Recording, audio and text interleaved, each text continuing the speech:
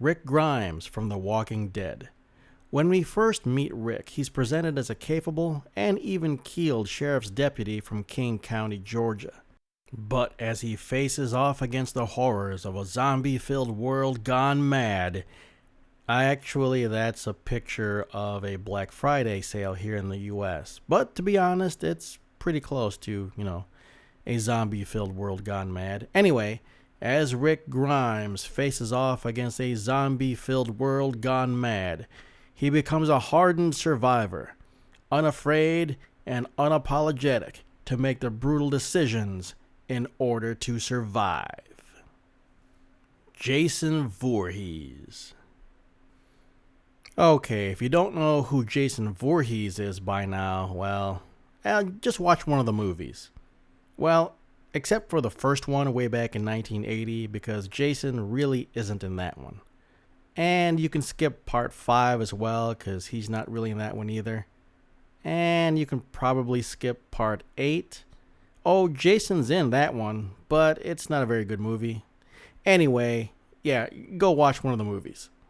Rick Grimes has been shown to be proficient with a number of different weapons, but his signature weapon is a 6-inch barreled Colt Python chambered in .357 Magnum. Will it be enough to take on the legendary killer from Camp Crystal Lake? Well, let's find out. Okay, here once again is the Jason Voorhees equivalent target. It is 1 gallon of solid ice, followed by a 1 gallon jug of just plain water. In order for a hit to be counted as lethal, it has to penetrate 1 gallon of solid ice and still do meaningful damage to the 1 gallon jug of water. Hey, Coral! Coral!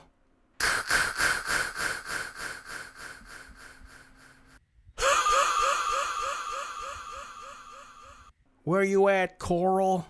Hey, there you are, Coral.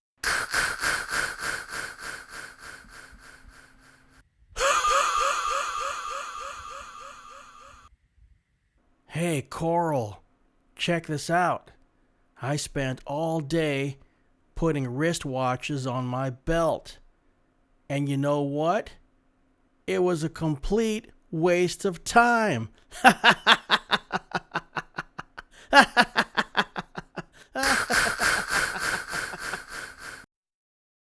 Get it, Coral?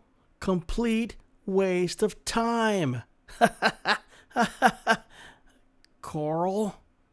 Why aren't you laughing at my joke, Coral? Oh, Coral.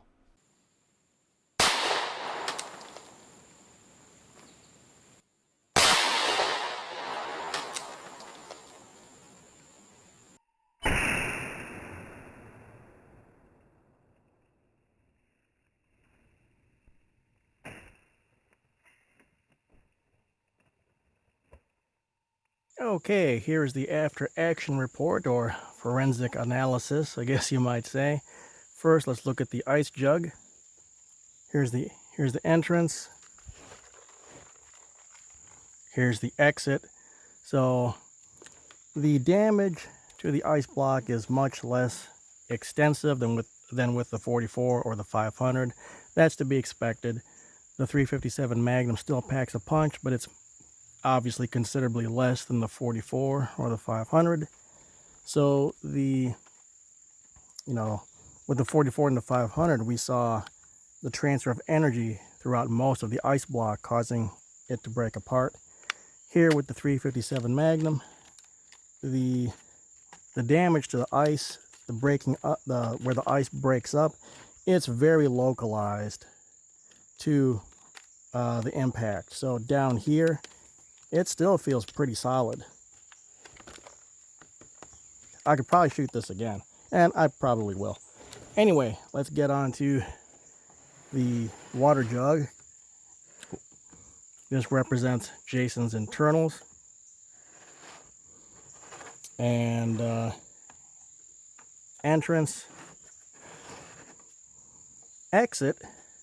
So you can see pass-through was achieved. Some water was lost. I I guess we could equate that to blood loss or something. Now, if this was a normal human being, this would be a lethal hit. Anytime you can get pass through on someone's internals, that's good damage. That being said, since this is Jason Voorhees, I would have liked to have seen a rupture in this water jug, because a rupture would indicate that the bullet came in with much more force and possibly imparted, quite a bit of hydrostatic damage. At the very least, would have opened up a bigger temporary wound cavity.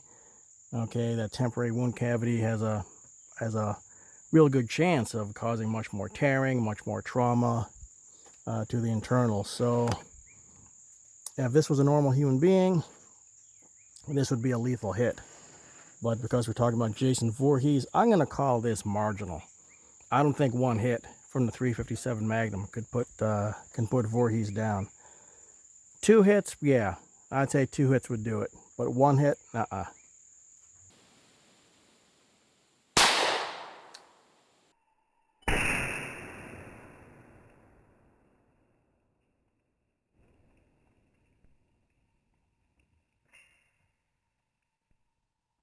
All right, after that second shot, let's go ahead and shake Jason's internals out of him.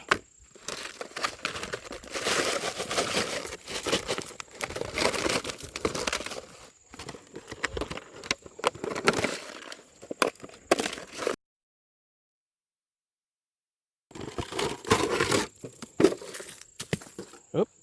Okay, as you can see, only a few significant chunks left. These were in that one bigger block, but as you saw, that bigger block came apart in my hands. It was already fractured. So some good damage here, but it took 2 hits from the 357 Magnum to get to this point. Okay, on the water jug, here's the new hit. I hit a little bit lower than the first hit. That was on purpose. And of course, we have another pass-through. No rupturing, but still another pass-through. And I don't know if you can hear that.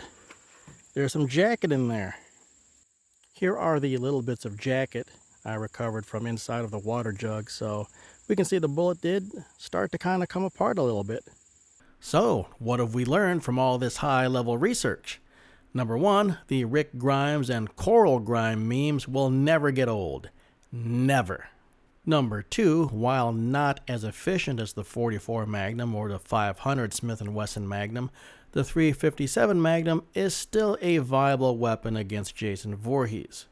As far as Rick Grimes versus Jason Voorhees, well, Rick's going to have to be a little careful. He's going to need 2 shots from his Python to bring Jason down.